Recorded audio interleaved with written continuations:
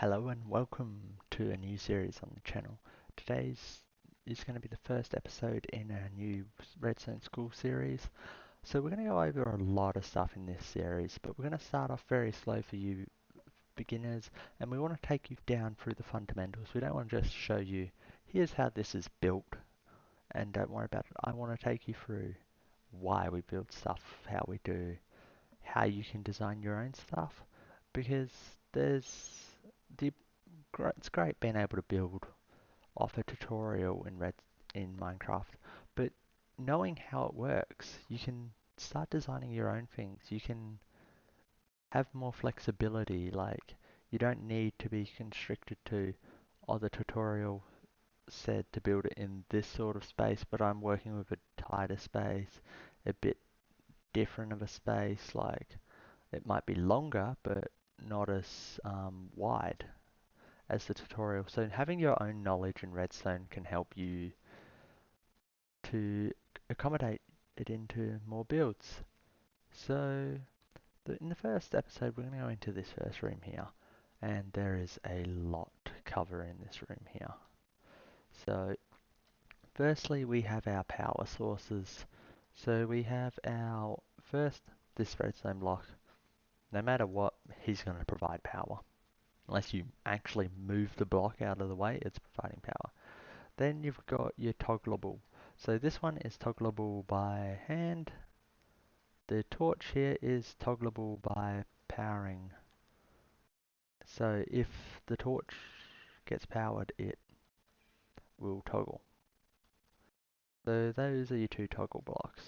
Then you have your temporary ones. So like you step on the pressure plate, you push the button. These send out like a pulse. Some of them send out a like instant pulse that goes for a short amount of time, like this observer. Will go over pulse length later, how to make it longer, shorter, how to make a pulse into a toggle, and how to make toggles into pulses. But for now, these just provide a temporary on-off. These provide a longer term on-off. These guys here are a little bit different. They are generally used for your signal strength.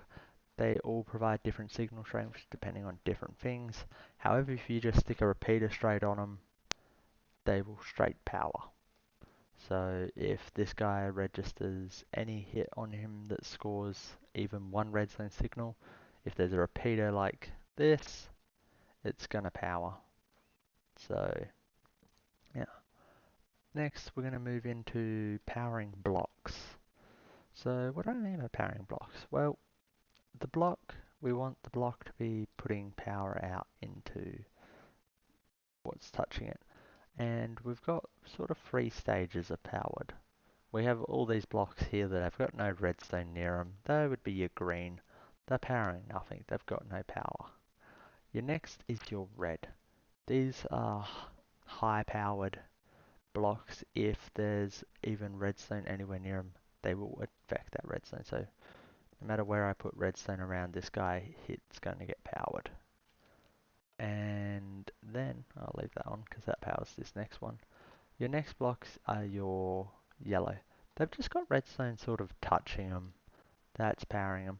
And that's still powerful because that is still enough to toggle a redstone torch or power a redstone repeater, power any lamps or pistons or anything that are touching them. However, it will not affect another redstone line coming in or out of that block.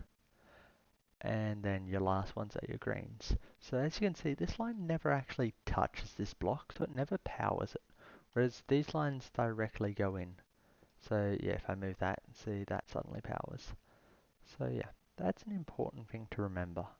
And that creates a phenomenon with these redstone lamps here. As you can see, the middle one is powered just here because I'm powering the block behind it, which is powering it.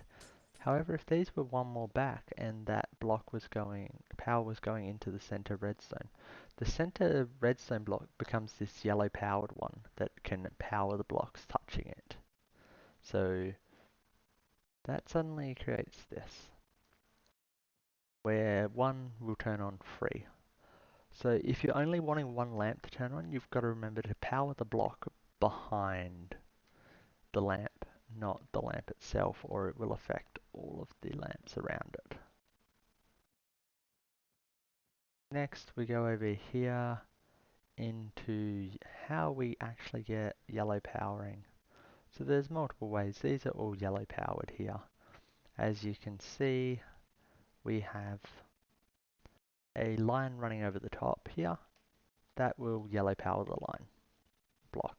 So it's powerful enough to power a lamp next to it, but if, let's say, there was a block here above this one stopping that being able to straight connect, it means that this is no longer powered because that block's not powerful enough to power a redstone block near it. So like for instance, if this was, see, that's now the higher power, it can power that. So yeah, that's just a difference in signal between high powered blocks and low powered blocks and whether they can power redstone or not. And next we go into moving redstone signals up and, well, mainly up. Down is always a challenge because we've got torch towers like this, so a torch going into a block underneath actually will give red power. And red power can, of course, as we were discussing before, toggle a torch if its block's powered. So we can just keep on making this torch tower here. Let's say I put another one there. Should have been red because that's a torch into it there. And if I suddenly make this line here powered by connecting it to redstone, it toggles that torch, which toggles this one, which toggles that one, allowing you to make it essentially a torch tower.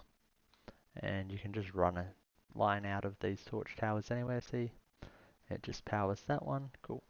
And lastly, we need to discuss is the opaque blocks. These are not powerable blocks. You can't power an opaque block. So even if I put a lever on it with a piece of redstone on the other side, no power, no dice, it's not happening. And then we can come over here. There is one last thing about opaques that allows them to move redstone signals up. That sends a signal up. Because it's opaque, the signal can travel through it. However, the signal will up it. So this redstone line isn't actually interrupted by the glass because the glass isn't a solid block, so it doesn't interrupt the signal. However, signals cannot go down, so it won't go down this tree, unfortunately. So that's just something you need to be mindful of. You make these nice zigzags, and slabs are also opaque if they're put that way up. So that's the nice way of just making simple ways of going up. You gotta remember when using red slabs and stuff, the redstone is going to lose strength as you've got to have a um, repeater every so many blocks to keep the signal. As the signal deteriorates and the strength weakens, we'll go over strength more in that episode, but just remember to put your repeater in every so often if a line starts to see, the line just eventually will, like, still powered, but this guy's got nothing. If I was to put that there, nothing. There, something. So if I just put a repeater in here, it will, repeaters just basically boost the power back to full strength. And that's a very useful thing for when you need to make a really long line. So that boosts it full strength. So you either have to, if you get your line too long, you either have to do a little bit of a repeat loop here, or torch towers, they're always full power, but they are alternating, so try and remember the alternating. Like, if you have it as a odd multiple, like there's 3 torches here, top and bottom are going to match. But there's also that not signal. So technically, this signal here going into the bottom torch is going to equal the even torches signal. So that's something to factor in. Those are both your building of a torch tower, so you, or a climbing up opaques. That's the basics of just running redstone lines. Make sure they've got repeaters, and if you need to go up in small confined spaces, you've got two ways here. For down, really down, you've just got to build a staircase down with a signal going down it.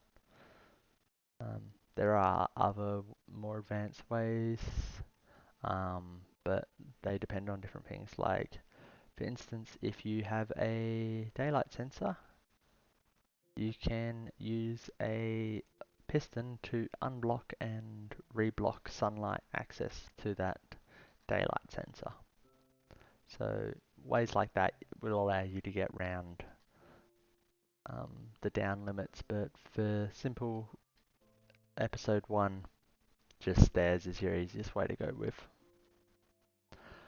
Thank you guys for watching episode 1. If you guys have any feedback or anything you want to see in the upcoming episodes, make sure you leave it in the comments. Make sure you like and subscribe so you're notified when the next episodes come out. And I'll see you guys later.